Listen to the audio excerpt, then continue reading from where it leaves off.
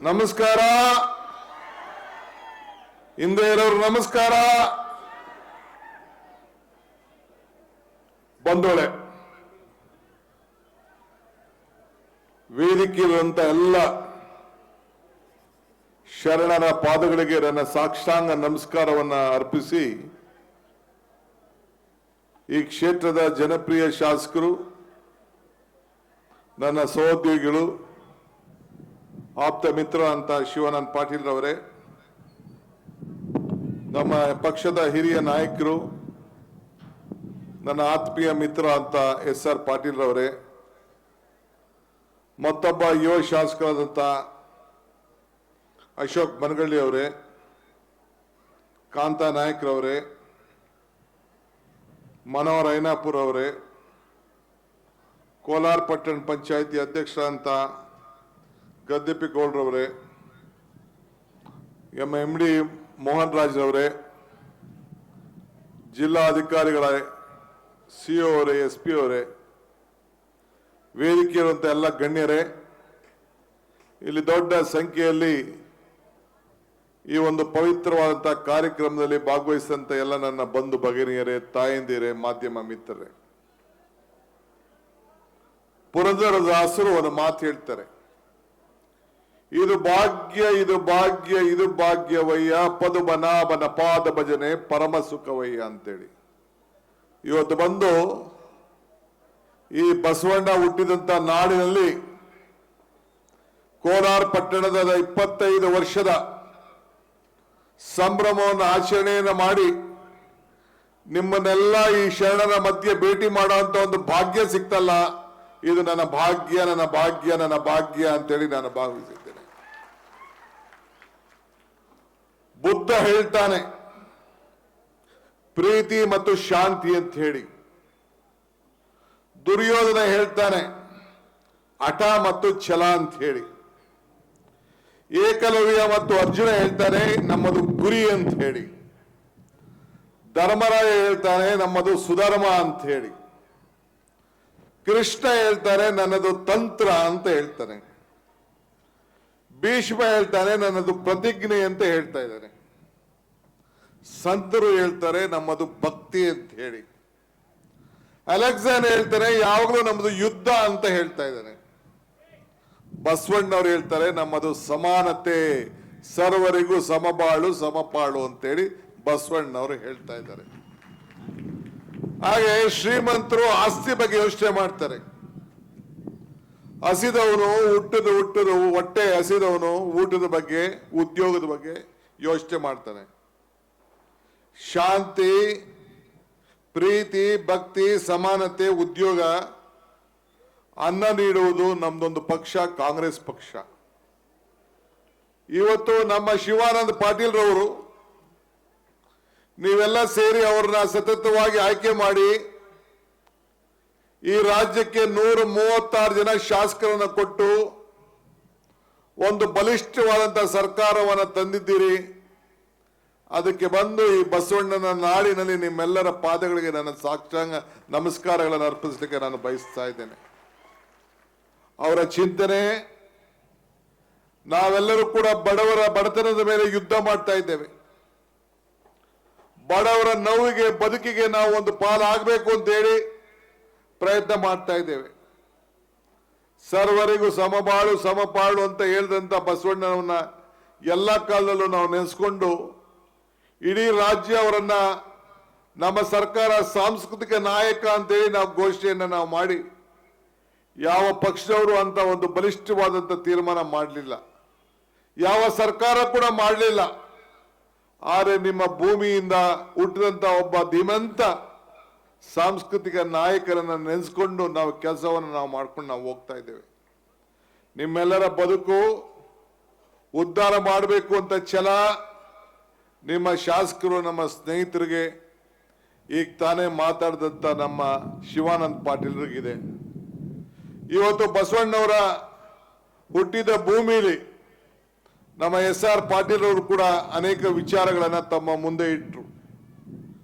ಈ ಊರಿನ ಜನ ಸದಾ ಆನಂದವಾಗಿರಬೇಕು, ಈ ಕ್ಷೇತ್ರದ ಜನತಾ ಅಂತೇಳಿ ನಿಮ್ಮ ಶಿವಾನಂದ ಪಾಟೀಲ್ ರವರು ಪ್ರಯತ್ನವನ್ನ ಮಾಡ್ತಾ ಇದ್ದಾರೆ. ಯಾವಾಗ ನನ್ನನ್ನು ಭೇಟಿ ಮಾಡಿದ್ರು ಕೂಡ ಈ ಕ್ಷೇತ್ರದ ಜನರ ಅಭಿವೃದ್ಧಿ ಬಗ್ಗೆ ಈಗ ತಾನೇ ಮಾತನಾಡಿದಂತ ನಮ್ಮ ಶ್ರೀಗಳು, ನನ್ನ ಆರಾಧ ದೈವ ವೀರ ಗಂಗಾಧರೇಶ್ವರ ಅವರು ಹೇಳಿದ್ರು, ಮಾನವ ಧರ್ಮಕ್ಕೆ ಜಯವಾಗಲಿ, ಧರ್ಮದಿಂದಲೇ ವಿಶ್ವಕ್ಕೆ ಶಾಂತಿ ಅಂತ ಹೇಳಿ ಅವರನ್ನ ಇವತ್ತು ಅವರು ನೆನೆಸ್ಕೊಂಡ್ರು. ದೇವರು ನಮಗೆ ವರನೂ ಕೊಡುವುದಿಲ್ಲ, ಶಾಪನೂ ಕೊಡುವುದಿಲ್ಲ, ಅವಕಾಶ ಮಾತ್ರ ಕೊಡ್ತಾನೆ. ಆ ಕೊಟ್ಟಂತ ಅವಕಾಶದಲ್ಲಿ ನಾವು ಏನು ಮಾಡ್ತೀವಿ ಅಂತ ಬಹಳ ಮುಖ್ಯ. ಮನುಷ್ಯನ ಹುಟ್ಟು ಆಕಸ್ಮಿಕವಾದ್ದು, ಸಾವು ಅನಿವಾರ್ಯ, ಜನನ ಉಚಿತ, ಮರಣ ಖಚಿತ. ಈ ಹುಟ್ಟು ಸಾವಿನ ಮಧ್ಯದಲ್ಲಿ ನಾವು ಏನ್ ಮಾಡ್ತೀವಿ ಅಂತ ಬಹಳ ಮುಖ್ಯ. ಇವತ್ತು ನನ್ನ ಮೇಲೆ ಅಪಾರವಾದ ವಿಶ್ವಾಸ, ನಂಬಿಕೆಯನ್ನು ಇಟ್ಟು ಶಿವಾನಂದ ಪಾಟೀಲ್ ಮತ್ತು ಅವರೆಲ್ಲ ಸ್ನೇಹಿತರು ನನ್ನನ್ನು ಬರಮಾಡಿಕೊಂಡು ಉದ್ದಕ್ಕೂ ಕೂಡ ಬಂದು ಕಬ್ಬಿನ ಹಾರ, ಈ ಹೂವ, ಇಲ್ಲಿ ಕೊನೆಗೆ ತುಳಸಿ ಹಾರ ಇವನ್ನೆಲ್ಲ ಹಾಕೊಂಡು ಎಲ್ಲ ಧರ್ಮದವರು ಕೂಡ ಭೇಟಿ ಮಾಡಿ ಆಶೀರ್ವಾದವನ್ನು ಮಾಡಿದ್ದೀರಿ. ನಿಮ್ಮ ಆಶೀರ್ವಾದ, ನಿಮ್ಮ ಭಕ್ತಿಗೆ, ನಿಮ್ಮ ಪ್ರೀತಿಗೆ ಮತ್ತೊಮ್ಮೆ ನಿಮ್ಮೆಲ್ಲರೂ ಕೂಡ ಒಂದು ಸಾಷ್ಟಾಂಗ ನಮಸ್ಕಾರ ಅರ್ಪಿಸಕ್ಕೆ ನಾನು ಬಯಸ್ತಾ ಇದ್ದೇನೆ. ಈ ಊರಿನ ಜನತೆಗೆ, ಈ ಊರು ಬಾಗಲಕೋಟೆ ಆದ್ಮೇಲೆ ಇಡೀ ಊರು ಕೋಲಾರ ಮುಳುಗೋಗಿತ್ತು. ಬರೀ 2 ಲಕ್ಷ ರೂಪಾಯಿಗೆ ಈ ಭೂಮಿಯನ್ನು ಕಳ್ಕೊಂಡಿದ್ದೇವೆ ಅಂತ ಹೇಳಿ ತಮ್ಮೆಲ್ಲರ ಪರವಾಗಿ ಪ್ರತಿನಿಧಿಯಾಗಿ ಶಿವಾನಂದ ಪಾಟೀಲ್ ಅವರು ಹೇಳಿದ್ರು. ನಾನು 2,000 ರೂಪಾಯಿ. ನಮ್ಮ ಸರ್ಕಾರ ಕೂಡ ಈ ರಾಜ್ಯದಲ್ಲಿ ಒಂದು ಬಲಿಷ್ಠವಾದಂತಹ ಒಂದು ಸರ್ಕಾರ ಬಂದಿದೆ. ಇವತ್ತು ನೀವೆಲ್ಲ ಎಲ್ಲರೂ ಕೂಡ ಸುಮಾರು ಬಂಜಾರ ಭೂಮಿಯ ಬಂಜಾರದ ಜನತೆ ಬಂದು ಕೂಡ ಅವರು ಅವ್ರದೇ ಆದಂತ ಒಂದು ಪದ್ಧತಿಯಲ್ಲಿ ಅವರ ಬೇಡಿಕೆಯನ್ನು ನಮ್ಮ ಮುಂದೆ ಇಟ್ಟಿದ್ದಾರೆ. ಅವ್ರಿಗೆ ಒಂದು ಬಹಳ ನೋವಿದೆ. ಈ ಜನಸಂಖ್ಯೆ ಆಧಾರದ ಮೇಲೆ ಯಾರು ಚಿಂತೆ ಮಾಡುವ ಅವಶ್ಯಕತೆ ಇಲ್ಲ. ಎಲ್ಲ ಸಮಾಜಕ್ಕೂ ಕೂಡ ನ್ಯಾಯವನ್ನು ಕೊಡಿಸುವಂತ ಕೆಲಸ ನಮ್ಮ ಸರ್ಕಾರ, ಕಾಂಗ್ರೆಸ್ ಸರ್ಕಾರ ಮಾಡ್ತದೆ ಅನ್ನೋ ಮಾತನ್ನ ಈ ಸಂದರ್ಭದಲ್ಲಿ ಹೇಳಲಿಕ್ಕೆ ನಾವು ಬಯಸ್ತಾ ಇದ್ದೇವೆ. ನಿಮ್ಮ ನೋವು ನನಗೆ ಅರ್ಥ ಆಗ್ತದೆ. ತಾವು ಅಪಪ್ರಚಾರಕ್ಕೆ ಈಡಾಗಬೇಡಿ. ಎಲ್ಲರೂ ಕೂಡ ಸಮಾನತೆಗೆ ನಾವು ಶಕ್ತಿಯನ್ನು ತುಂಬುವಂತ ಕೆಲಸವನ್ನು ನಾವು ಮಾಡ್ತೇವೆ. ಎಸ್.ಆರ್. ಪಾಟೀಲ್ ರವರು, ಶಿವಾನಂದ ಪಾಟೀಲ್ ರವರು ಏನು ನಮ್ಮ ಅಂದಿನ ಪ್ರಧಾನಮಂತ್ರಿಗಳು ಏನು ಭೂಮಿ ಹಾಕಿ ಈ ಒಂದು ದೊಡ್ಡ ಆಲ್ಮಟ್ಟಿಗೆ ಭೂಮಿ ಪೂಜೆಯನ್ನು ಹಾಕಿ ಪ್ರಾರಂಭವನ್ನು ಮಾಡಿದ್ರು. ಆ ಸಂದರ್ಭದಲ್ಲಿ ಇವತ್ತು 524 ಕಡೆಗೆ ಆವತ್ತಿನ ಸರ್ಕಾರ ತೀರ್ಮಾನವನ್ನು ಮಾಡಿತು. ಇದ್ರ ಬಗ್ಗೆ ಆಗಬೇಕು ಅಂತೇಳಿ ನಮ್ಮ ಸರ್ಕಾರ ಸಂಕಲ್ಪವನ್ನು ಮಾಡಿದೆ. ಈಗಾಗಲೇ ನಾವು ನಮ್ಮೆಲ್ಲ ಶಾಸಕರನ್ನ ಕರೆಸಿ ಚರ್ಚೆಯನ್ನು ನಾವು ಮಾಡಿದ್ದೇವೆ. ಈಗಾಗಲೇ ಅಕ್ವಿಷನ್ನ ಮುಂದುವರಿಸಬೇಕು ಅಂತೇಳಿ ಹೊರಟಿದ್ದೇವೆ. ಮೊನ್ನೆ ತಾನೇ ನಾನು, ಮುಖ್ಯಮಂತ್ರಿಗಳು ಎಲ್ಲ ಕೆಲವು ಹೋಗಿ ಕೇಂದ್ರದ ಮಂತ್ರಿಗಳನ್ನ ಭೇಟಿ ಮಾಡಿ ಇಲ್ಲಿನ 524ಕ್ಕೆ ನೋಟಿಫಿಕೇಶನ್ ಆಗಬೇಕು ಅಂತೇಳಿ ಒತ್ತಡವನ್ನು ನಾವು ತಂದು ಒಂದು ಮೀಟಿಂಗ್ ಅನ್ನು ಕೂಡ ಕರೆದಿದ್ರು. ಆದರೆ ಆಂಧ್ರ ಮುಖ್ಯಮಂತ್ರಿಗಳು ಮತ್ತು ಕೆಲವರು ಬರದೇ ಇದ್ದ ಕಾರಣ ಹಠಾತ್ಗೆ ಅದನ್ನ ಮುಂದೂಡುವಂತ ಕೆಲಸ ಇವತ್ತು ನಡೆದಿದೆ. ಆದರೆ ಚಿಂತೆ ಮಾಡಬೇಕಾಗಿಲ್ಲ. ನಮ್ಮ ಸಂಕಲ್ಪ ನಿಮ್ಮೆಲ್ಲರ ಬದುಕು, ನೀವೆಲ್ಲ ನಿಮ್ಮ ಬದುಕೆ ನಮ್ಮ ಸರ್ಕಾರದ ಒಂದು ದೊಡ್ಡ ಆಶಯ. ಇವತ್ತು ಕರ್ನಾಟಕ ಸರ್ಕಾರ ನಿಮ್ಮೆಲ್ಲರೂ ಕೂಡ ನೀವೇನು ಒಂದು ನಿಮ್ಮ ಭೂಮಿಯನ್ನ ಹಸಿರು ಮಾಡಿಕೊಂಡು ತಾವೆಲ್ಲ ಎಲ್ಲ ರೈತನ ಬದುಕಿಗೆ ಒಂದು ಉತ್ತಮವಾದಂತ ಒಂದು ಜೀವನವನ್ನು ಕಟ್ಟಬೇಕು ಅಂತ ಹೇಳಿ ಹೊರಟಿದ್ದೀರಿ. ನಮ್ಗೆ ಅರಿವಿದೆ, ರೈತನಿಗೆ ಸಂಬಳ ಇಲ್ಲ, ರೈತನಿಗೆ ಪ್ರಮೋಷನ್ ಇಲ್ಲ, ಈ ರೈತನಿಗೆ ಲಂಚ ಇಲ್ಲ, ಈ ರೈತನಿಗೆ ರಿಟೈರ್ಮೆಂಟ್ ಇಲ್ಲ. ಈ ರೈತನಿಗೆ ಸಹಾಯ ಮಾಡಬೇಕು. ಬೆಂಗಳೂರಿಂದ ಬಹಳ ದೂರ ಇದ್ದೀರಿ ಅಂತೇಳಿ ತಾವು ಚಿಂತೆ ಮಾಡೋದು ಅವಶ್ಯಕತೆ ಇಲ್ಲ. ತಾವು ಎಲ್ಲದಕ್ಕೂ ಕೂಡ ಈ ರೈತನ ಬದುಕಿನಲ್ಲಿ ಇದೊಂದು ಸಕ್ಕರೆಯ ನಾಡು, ಮಂಡ್ಯನ ಹೆಸರು ಹೊರಟೋಯ್ತು. ಈಗ ನೀವು ಬಾಗಲಕೋಟೆ, ಬೆಳಗಾವಿ ಮತ್ತು ಈ ಬಿಜಾಪುರ ಜನ ಸಕ್ಕರೆಯ ನಾಡಿನ ಪ್ರದೇಶ ಅಂತ ಹೇಳಿ ಇದನ್ನ ಹೆಸರನ್ನ ಪಡ್ಕೊಂಡಿದ್ದೀರಿ. ಅದರಲ್ಲಿ ಯಾವ ತರದ ಅನುಮಾನ ಕೂಡ ಇವತ್ತಿಲ್ಲ. ಇಷ್ಟು ದೊಡ್ಡ ಫ್ಯಾಕ್ಟರಿಗಳು ಇವತ್ತು, ಇಲ್ಲಿ ಕಾರ್ಖಾನೆಗಳು ಇವತ್ತು ಬರ್ತಾ ಇದೆ, ಉದ್ಯೋಗಗಳು ಸೃಷ್ಟಿಯಾಗ್ತಾ ಇದೆ, ರೈತನ ಬದುಕು ಕೂಡ ಅನುಕೂಲ ಆಗ್ತಾ ಇದೆ. ನಮ್ಮ ಸರ್ಕಾರ ಬರಕ್ಕಿನ ಮುಂಚಿತವಾಗಿ ಬಿಜೆಪಿ ಸರ್ಕಾರ ಈ ರಾಜ್ಯದಲ್ಲಿ ಇತ್ತು. ಅನೇಕ ಸಮಸ್ಯೆಗಳಿಂದ ತಾವೆಲ್ಲ ನರಳ್ತಾ ಇದ್ರಿ, ಬೆಲೆ ಏರಿಕೆಯಿಂದ ತತ್ತರಿಸ್ತಾ ಇದ್ರಿ. ನಿಮಗೆ ಸಹಾಯ ಮಾಡಬೇಕು ಅಂತ ತೀರ್ಮಾನ ಮಾಡ್ತು. ಇವತ್ತು ವಿರೋಧ ಪಕ್ಷದವರು ಟೀಕೆ ಮಾಡ್ತಾ ಇದ್ದಾರೆ, ಅಭಿವೃದ್ಧಿ ಇಲ್ಲ ಅಭಿವೃದ್ಧಿ ಇಲ್ಲ ಅಂತೇಳಿ. ನಾವು ನಿಮ್ಮ ಎಲ್ಲ ಬದುಕನ್ನ ನಾವು ಹಸನು ಮಾಡಬೇಕು ಅಂತೇಳಿ, ನೀವು ಭಾವನೆ ಮೇಲೆ ರಾಜಕಾರಣ ಮಾಡಬಾರ್ದು, ಬದುಕಿನ ಮೇಲೆ ರಾಜಕಾರಣ ಮಾಡಬೇಕು ಅಂತೇಳಿ 5 ಗ್ಯಾರಂಟಿಗಳಿಗೆ ಮಾತು ಕೊಟ್ಟು, ನಾನು ಸಿದ್ದರಾಮಯ್ಯನವರು ಚೆಕ್ಗೆ ಸೈನ್ ಹಾಕಿ ನಿಮ್ಮ ಮನೆ ಬಾಗಿಲು ಕಳಿಸ್ತೋ. ಎಲ್ಲ ನನ್ನ ತಾಯಂದಿರೆಲ್ಲ ಇಲ್ಲಿದ್ದೀರಿ. ಪ್ರತಿ ತಿಂಗಳಿಗೆ 2,000 ರೂಪಾಯಿ ಕೊಡ್ತೀವಿ ಅಂತೇಳಿ ಮಾತು ಕೊಟ್ಟು, ಒಂದು ತಿಂಗಳು ಹೆಚ್ಚು ಕಮ್ಮಿ ಆಗ್ತಾ ಇರ್ಬೋದು, ಆದರೆ ನಾವು 2,000 ರೂಪಾಯಿನ ಕೊಟ್ಟು ಇವತ್ತು ಪ್ರತಿಯೊಂದು ಕುಟುಂಬಕ್ಕೂ ಕೂಡ ಉಚಿತವಾಗಿ 200 ಯೂನಿಟ್ವರೆಗೂ ಕೂಡ ಉಚಿತವಾಗಿ ಕರೆಂಟ್ ಕೊಟ್ಟು, ಎಲ್ಲ ನನ್ನ ತಾಯಂದಿರು ಉಚಿತವಾಗಿ ಬಸ್ನಲ್ಲಿ ಪ್ರಯಾಣ ಮಾಡಲಿಕ್ಕೆ ಅವಕಾಶವನ್ನು ಮಾಡಿಕೊಟ್ಟು, 10 kg ಅಕ್ಕಿಯನ್ನು ಕೊಟ್ಟು, ಉದ್ಯೋಗ ಇಲ್ಲದೆ ಹೋದವರಿಗೆ 3,000 ರೂಪಾಯಿ ಕೊಟ್ಟ ಮಾತನ್ನ ಉಳಿಸ್ಕೊಂಡಿದ್ದೇವೆ. ಅದು ಯಾರ ಶಕ್ತಿ? ನುಡಿದಂತೆ ನಡೆದಂತ ಬಸವಣ್ಣನ ಶಕ್ತಿ, ಬಸವಣ್ಣನ ಮಾರ್ಗದರ್ಶನ. ನೀವೇ ಕಾರಣಕರ್ತರು ಇದಕ್ಕೆ ಅಂತ ಹೇಳಲಿಕ್ಕೆ ನನಗೆ ಬಹಳ ಸಂತೋಷ ಆಗ್ತದೆ. ತಾಯಂದಿರೇ, 2,000 ರೂಪಾಯಿ ಬರ್ತಾ ಇದೆಯಾ ಇಲ್ಲೋ? ಕೈ ಎತ್ತಿ ನೋಡೋಣ. ಬರ್ತಾ ಇದ್ದವರು ಎಲ್ಲ ನನ್ನ ಅಣ್ಣ ತಮ್ಮಂದಿರು, ನೀವೇ 200 ಯೂನಿಟ್ವರೆಗೂ ಉಚಿತವಾಗಿ ಕರೆಂಟು ಫ್ರೀಯಾಗಿ ಬರ್ತಾ ಇದೆಯಾ ಇಲ್ಲೋ? ಏನ್ ಬರೀ ಅರ್ಧ ಜನ ಇರ್ತಾ ಇದೆಯಾ? ಹಂಗಾರೆ ನೀವೆಲ್ಲ ಸಾವುಕಾರ ಇದ್ದೀರಾ ಇಲ್ಲಿ? 200 ಯೂನಿಟ್ವರೆಗೂ ಉಚಿತವಾಗಿ ಯಾರ್ಯಾರು ಕಟ್ತಾ ಇದ್ದೀರಿ ಕೈ ಎತ್ತಿ ನೋಡೋಣ. ಬಹಳ ಸಂತೋಷ. 10 kg ಅಕ್ಕಿ, 10 kg ಅಕ್ಕಿ. ಹಂಗಾರೆ ನೀವು ಯಾರನ್ನ ಅನ್ನ ಊಟ ಮಾಡ್ತಾ ಇಲ್ಲ? ಓಕೆ, ಆಯ್ತು. ಬಸ್ನಲ್ಲೂ ಫ್ರೀಯಾಗಿ ಮಾಡ್ತಾ ಇದ್ದೀತಾರ ಮಾಮ, ಬಸ್ಸಲ್ಲೂ ಆಯ್ತು. ನಂಗೆ ಬಹಳ ಸಂತೋಷ ಆಗ್ತದೆ. ಇವತ್ತು ಈ ಭಾಗದ ಅಭಿವೃದ್ಧಿಗೆ ಅನೇಕ ಕಾರ್ಯಕ್ರಮಗಳನ್ನು ರೂಪಿಸಿದ್ದೇವೆ. ಕಲ್ಯಾಣ ಕರ್ನಾಟಕಕ್ಕೆ, ಕರ್ನಾಟಕ ನಿಮ್ಮ ಪಕ್ಕದಲ್ಲೇ ಇದೆ, ಬಿಜಾಪುರ ಪಕ್ಕದಲ್ಲೇ ಇದೆ, ಗುಲ್ಬರ್ಗ, ರಾಯಚೂರು, ಬೀದರ್, ಈ ಭಾಗ, ಬಳ್ಳಾರಿ ಎಲ್ಲ ವರ್ಷಕ್ಕೆ 5,000 ಕೋಟಿ ರೂಪಾಯಿ ಮೀಸಲಾಗಿಟ್ಟಿದ್ದೇವೆ. ಬೀದರ್ಗೆ ಮೊನ್ನೆ ತಾನೇ ಹೋಗಿದ್ದು, 2,025 ಕೋಟಿ ರೂಪಾಯಿ ಅಭಿವೃದ್ಧಿ ಕೆಲಸವನ್ನು ನಾವು ಮಾಡಿದ್ದೇವೆ. ಇವತ್ತು ಇಲ್ಲಿ ಕೋಲಾರಕ್ಕೆ ಬಂದಿದ್ದೆ ನಾನು. ನಮ್ಮ 524 ಏರಿಸಬೇಕು ಅಂತೇಳಿ ಈಗಾಗಲೇ ಒತ್ತಡ ಇದೆ. ನಮ್ಮ ಸರ್ಕಾರದಕ್ಕೆ ಬದ್ಧವಾಗಿದೆ. ಅದಕ್ಕೋಸ್ಕರ ನೋಟಿಫಿಕೇಶನ್ ಮಾಡಿಸ್ಲಿಕ್ಕೆ ಹೊರಟಿದ್ದೇನೆ. ಒಂದು ಸಣ್ಣ ಸಲಹೆಯನ್ನ ನಮ್ಮ ಶಿವಾನಂದ ಪಾಟೀಲ್ ಕೊಟ್ಟಿದ್ದಾರೆ, 1 ಅಡಿ 2 ಅಡಿ ಏರಿಸಬೇಕು ಅಂತೇಳಿ. ನಾನು ಕೂಡಲೇ ನಮ್ಮ ಅಧಿಕಾರಿಗಳ ಹತ್ರ ಕರೆಸಿ ಅದನ್ನು ಯಾವ ರೀತಿ ಮಾಡಬೇಕು, ಈಗಾಗಲೇ ನಾವು ಎಲ್ಲ ಜಮೀನನ್ನ ಅಕ್ವಿಷನ್ ಪ್ರಾರಂಭ ಮಾಡಬೇಕು ಅಂತೇಳಿ ಈಗಾಗಲೇ ತೀರ್ಮಾನವನ್ನು ನಾವು ಮಾಡಿದ್ದೇವೆ. ಸೊ ಹಂಗೆ ಇವತ್ತು ಎತ್ತಿನಹೊಳೆ ಯೋಜನೆ ಕೂಡ ಈ ಒಂದು ನಮ್ಮ ಕೋಲಾರ, ಚಿಕ್ಕಬಳ್ಳಾಪುರ ಅದಕ್ಕೂ ಕೂಡ ನೀರನ್ನು ತರಿಸಬೇಕು ಅಂತೇಳಿ ಹಿಂದೆ ನಾವು ಬೇಕಾದಷ್ಟು ಕಾರ್ಯಕ್ರಮ ನಾವು ಮಾಡಿದ್ದು. ಹಂಗೆ ವಿಶೇಷವಾಗಿ ನಿಮ್ಮ ಭಾಗದ ರೈತರ ಬದುಕಿಗೆ ನಾನು ಈ ನೀರಾವರಿ ಇಲಾಖೆಯನ್ನ ಇದೇನು ಬಹಳ ಜನ ತಗೋಬೇಕು ಅಂತ ಆಸೆ ಇಟ್ಟಿದ್ರು. ಆದರೆ ಏನಾದ್ರು ಒಂದು ಶಾಶ್ವತವಾಗಿ ಜನರ ಬದುಕಿಗೆ ಒಂದು ಬದಲಾವಣೆಯನ್ನು ಮಾಡಬೇಕು ಅಂತ ಹೇಳಿ ನಿಮ್ಮಲ್ಲಿ ನಾವು ದೇವರನ್ನ ಕಾಣಬೇಕು ಅನ್ನೋ ದೃಷ್ಟಿಯಿಂದ ಈ ಇಲಾಖೆ ಮತ್ತು ಬೆಂಗಳೂರು ನಗರದ ಜವಾಬ್ದಾರಿಯನ್ನು ತೆಗೆದುಕೊಂಡು ನಡೆಸ್ಕೊಂಡು ನಾನು ಬರ್ತಾ ಇದ್ದೇನೆ. ಈ ಭಾಗದ 2ನೇ ಬೆಳೆಗೂ ಕೂಡ ಈ ವರ್ಷ ನೀರನ್ನು ನಾವು ಕೊಟ್ಟಿದ್ದೇವೆ. 2ನೇ ಬೆಳೆಗೂ ಕೂಡ ಈ ವರ್ಷ ನೀರನ್ನು ಕೊಟ್ಟಿದ್ದೇವೆ.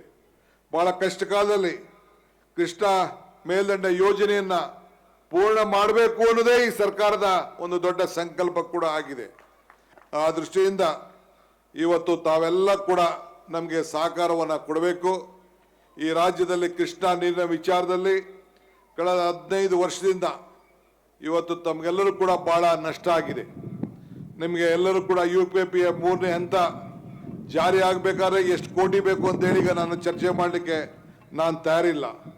ಇದು ರಾಷ್ಟ್ರೀಯ ಯೋಜನೆ ಅಂತೇಳಿ ಘೋಷಣೆ ಮಾಡಬೇಕು ಅಂತೇಳಿ ನಮ್ಮ ಸರ್ಕಾರದ ಒತ್ತಡ ಕೂಡ ಇವತ್ತು ಇದೆ. ಈ ಭಾಗದಲ್ಲಿ ಸಂಪೂರ್ಣವಾದಂತಹ ಸಹಕಾರ ನಿಮ್ಮ ರೈತರದಿರಬೇಕು.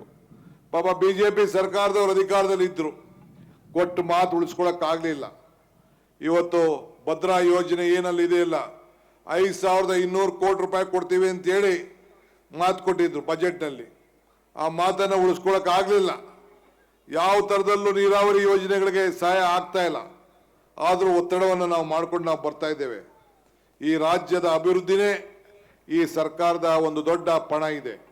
ಇವತ್ತು ತಾವೆಲ್ಲರೂ ಕೂಡ ನಮ್ಮ ಇನ್ನು 3 ವರ್ಷ, ಮೊನ್ನೆ ತಾನೇ 2 ವರ್ಷದ ಅವಧಿಯನ್ನ ಮುಗಿಸಿದ್ದೇವೆ. ಎಲ್ಲ ಬಂಜಾರ ಭೂಮಿಗಳಿಗೆ, ತಾಂಡಗಳಿಗೆ, ಗೋಲ್ರಟ್ಟಿಗಳಿಗೆ 1 ಕೋಟಿಗೂ ಹೆಚ್ಚು ಜಮೀನಿಗೆ ಆಧಾರವನ್ನು ಕೊಟ್ಟು 6ನೇ ಗ್ಯಾರಂಟಿಯನ್ನ ಭೂಮಿಯನ್ನ ಕೊಟ್ಟು ಇವತ್ತು ನಿಮ್ಮೆಲ್ಲರೂ ಕೂಡ ನಮ್ಮ ಅಧಿಕಾರಿಗಳು ಮತ್ತು ನಮ್ಮ ಗ್ಯಾರಂಟಿ ಯೋಜನೆಯ ಎಲ್ಲ ಸದಸ್ಯರಿಗೊಂದು ಮನೆ ಬಾಗಿಲುಗಳಿಗೆ ನಿಮ್ಮೆಲ್ಲರ ಆಸ್ತಿಯ ಪಟ್ಟಿಯನ್ನ ಕೊಡುವಂಥದ್ದು, ತಹಶೀಲ್ದಾರೇ ನೇರವಾಗಿ ಬಂದು ಪ್ರತಿಯೊಬ್ಬರಿಗೂ ಕೂಡ ರಿಜಿಸ್ಟ್ರೇಷನ್ ಮಾಡೋಂಥ ಕೆಲಸ ಒಂದು ಐತಿಹಾಸಿಕ ತೀರ್ಮಾನವನ್ನ ಮೊನ್ನೆ 2 ವರ್ಷದ ಸಂಭ್ರಮದಲ್ಲಿ ನಾವು ಆಚರಣೆ ಮಾಡಿ ಜನರ ಬದುಕಿಗೆ ಬದಲಾವಣೆಯನ್ನು ನಾವು ಮಾಡ್ಕೊಂಡು ಬರ್ತಾ ಇದ್ದೇವೆ. ಒಂದು ವಿಶ್ವಾಸವಿರಲಿ, ಈ 3 ವರ್ಷ ಆದಮೇಲೆ ಮತ್ತೆ ಚುನಾವಣೆ ಬರ್ತದೆ, ಮತ್ತೆ ಈ ರಾಜ್ಯದಲ್ಲಿ ಕಾಂಗ್ರೆಸ್ ಸರ್ಕಾರ ಮತ್ತೆ ಅಧಿಕಾರಕ್ಕೆ ಬಂದೇ ಬರ್ತದೆ ಅನ್ನೋ ಒಂದು ವಿಶ್ವಾಸ ತಮ್ಗೆಲ್ಲರೂ ಕೂಡ ಇರಲಿ. ಯಾರಿಗೂ ಚಿಂತೆ ಮಾಡೋದು ಬೇಡ. ಇದು ಬಸವಣ್ಣನ ನಾಡಿನಲ್ಲಿ ನಾನು ಈ ಮಾತನ್ನ ಹೇಳ್ತಾ ಇದ್ದೇನೆ.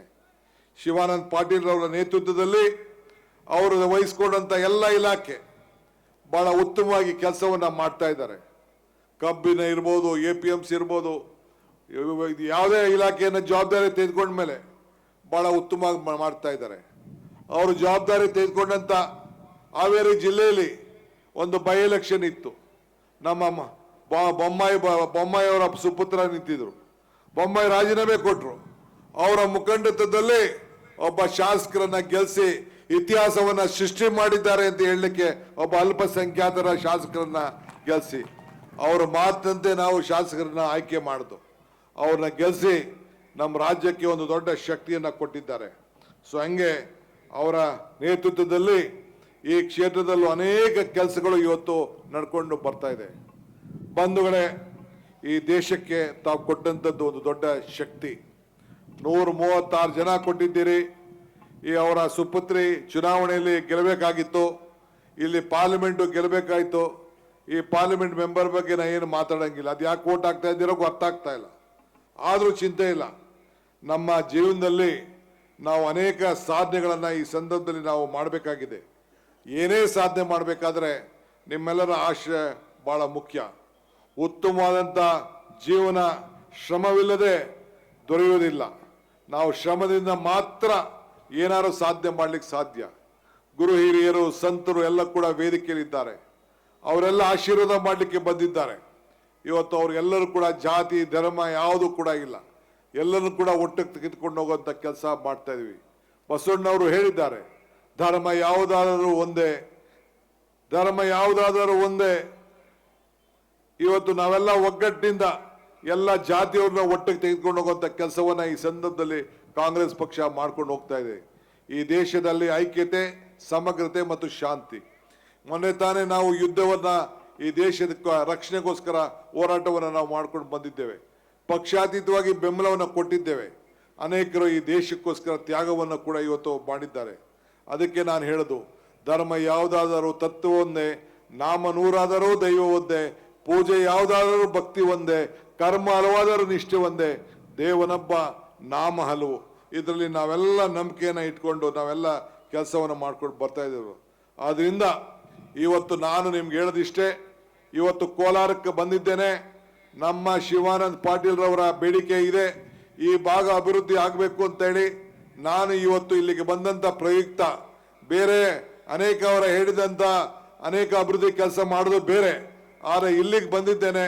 ಈ ಕೋಲಾರ ಪಟ್ಟಣಕ್ಕೆ ವಿಶೇಷವಾಗಿ 50 ಕೋಟಿ ರೂಪಾಯಿ ಅಭಿವೃದ್ಧಿ ಕೆಲಸಕ್ಕೆ ನೀಡ್ತೇನೆ ಅನ್ನೋ ಮಾತನ್ನ, ವಾಕ್ಯವನ್ನ ಇವತ್ತು ಕೊಟ್ಟು ನಾನು ಮುಂದಕ್ಕೆ ಪ್ರವಾಸವನ್ನು ನಾನು ಮಾಡ್ತೇನೆ. ಮುಂದಿನ ದಿನದಲ್ಲಿ ಬರೀ ಕೋಲಾರಕ್ಕೆ ಮಾತ್ರ ಈ ಹಣ, ಮಿಕ್ಕಿದ್ದು ಬೇರೆ ಬಿಡಿ. ಅವ್ರು ಏನು ಹೇಳ್ತಾರೆ, ನಮ್ಮ ಶಿವಾನಂದ ಪಾಟೀಲ್ರು ಬಹಳ ಆತ್ಮೀಯರಿದ್ದಾರೆ. ಅವ್ರನ್ನ ಬೆಳೆಸ್ತಾ ಇದ್ದೀರಿ, ಸಾಕ್ತಾ ಇದ್ದೀರಿ, ನಿಮ್ಮ ಮಗನಂತೆ ನೋಡ್ತಾ ಇದ್ದೀರಿ. ನಮ್ಮ ಪಕ್ಷಕ್ಕೆ ಬೇಕಾದಷ್ಟು ಶಕ್ತಿ ಕೊಟ್ಟಿದ್ದಾರೆ. ನಮ್ಮ ಈ ನಮ್ಮ ಮನಗೋಳಿಯವರು ಅವರು ಕೂಡ ದೊಡ್ಡ ಹೋರಾಟವನ್ನು ಮಾಡಿಕೊಂಡು 2ನೇ ಬಾರಿಗೆ ಅವ್ರ ತಂದೆ ನನ್ನ ಆತ್ಮೀಯರಿದ್ರು. ಅವರು ಕೂಡ ವಿಧಾನಸಭೆಗೆ ಶಿವಾನಂದ ಪಾಟೀಲ್ ಅವರ ಒತ್ತಡದ ಮೇಲೆ ನಾವು ಅವ್ರಿಗೆ ಟಿಕೆಟ್ ಕೊಟ್ಟು ಅವರು ಕೂಡ ಇವತ್ತು ಗೆದ್ದು ಬಂದು ನಮಗೊಂದು ಶಕ್ತಿಯಾಗಿ ನಿಂತಿದ್ದಾರೆ. ನಮ್ಮ SR ಪಾಟೀಲ್ ಅವರು ಇದ್ದಾರೆ, ಒಬ್ಬ ಹಿರಿಯ ನಾಯಕರು. ಅವ್ರಿಗೂ ಕೂಡ ಭಗವಂತ ಹೆಚ್ಚಿಗೆ ಇನ್ನ ಸೇವೆ ಮಾಡೋಂಥ ಅವಕಾಶ ಸಿಗಲಿ ಅಂತೇಳಿ ಪ್ರಾರ್ಥನೆ ಮಾಡಿ ನಿಮ್ಮೆಲ್ಲರ ಆಶೀರ್ವಾದವನ್ನ ಸದಾ ಬೇಡಿ ಮುಂದಿನ ದಿನದಲ್ಲಿ ಮತ್ತೆ ನಾನು ಬರ್ತೇನೆ. ಈ ಬಸವಣ್ಣನ ನಾಡು ಕಾಂಗ್ರೆಸ್ ಪಕ್ಷಕ್ಕೂ ಕಾಂಗ್ರೆಸ್ ಸರ್ಕಾರಕ್ಕೂ ಈ ಭೂಮಿಗೂ ನಮಗೂ ಭಕ್ತಂಗೂ ಭಗವಂತನಿಗೂ ಇರುವಂತ ಸಂಬಂಧ ಅನ್ನೋ ಮಾತನ್ನ ಹೇಳಿ ನನ್ನ ಮಾತನ್ನ ಮುಗಿಸ್ತೇನೆ. ಜೈ ಹಿಂದ್, ಜೈ ಕರ್ನಾಟಕ ಮಾತೆ. ಇಲಾಖೆಗಳ ಅಧಿಕಾರಿಗಳನ್ನ ವಿಶೇಷವಾಗಿ ನಾಡಿಗೆ ಈ ಕಾರ್ಯಕ್ರಮದ ಸೊಗಡನ್ನ ಬಿತ್ತರಿಸಲಿಕ್ಕೆ ಅಣಿಯಾಗಿರುವ ಸರ್ಕಾರದ 4ನೇ ಅಂಗ ಮಾಧ್ಯಮ ವಿಭಾಗದ ಎಲ್ಲ ಬಂಧುಗಳನ್ನು ಕೂಡ ಪ್ರೀತಿಯಿಂದ ಈ ಕಾರ್ಯಕ್ರಮಕ್ಕೆ ವೇದಿಕೆಯ ಪರವಾಗಿ ಸ್ವಾಗತವನ್ನ ನಾವು ಕೋರ್ತಾ, ಇದೀಗ ಮಾನ್ಯ ಉಪಮುಖ್ಯಮಂತ್ರಿಗಳು ವೇದಿಕೆಯತ್ತ ಆಗಮಿಸ್ತಾ ಇದ್ದಾರೆ. ಇದು ಮಾನ್ಯ ಉಪಮುಖ್ಯಮಂತ್ರಿಗಳು ಎಲ್ಲ ಗೌರವಾನ್ವಿತ ಅತಿಥಿ ಅಭ್ಯಾಗತರು ಇದೀಗ ವೇದಿಕೆಯತ್ತ ಆಗಮಿಸ್ತಾ ಇದ್ದಾರೆ. ದಯವಿಟ್ಟು ಯಾರು ಕೂಡ ಎದ್ದು ನಿಂತುಕೊಳ್ಳಬಾರದು. ಆಸನವನ್ನ ಸಿದ್ಧಪಡಿಸಲಾಗಿದೆ ತಮಗೋಸ್ಕರ. ದಯವಿಟ್ಟು ಅಲ್ಲಿ ಕುಳಿತುಕೊಂಡು ಕಾರ್ಯಕ್ರಮವನ್ನ ತಾವು ಸವಿದ್ರೆ ಈ ಕಾರ್ಯಕ್ರಮದ ಸಾರ್ಥಕತೆ ಇನ್ನಷ್ಟು ಹೆಚ್ಚಾಗುತ್ತೆ ಎನ್ನುವ ವಿನಂತಿಯನ್ನ ಮಾಡ್ಕೊಳ್ತಾ, ತಾವೆಲ್ಲರೂ ಪ್ರೀತಿಯಿಂದ ಆಸೀನರಾಗಿದ್ದು ಈ ಕಾರ್ಯಕ್ರಮವನ್ನ ಯಶಸ್ವಿಗೊಳಿಸಬೇಕು ಎನ್ನುವ ವಿನಂತಿಯನ್ನ ಮಾಡ್ಕೊಳ್ತೇವೆ.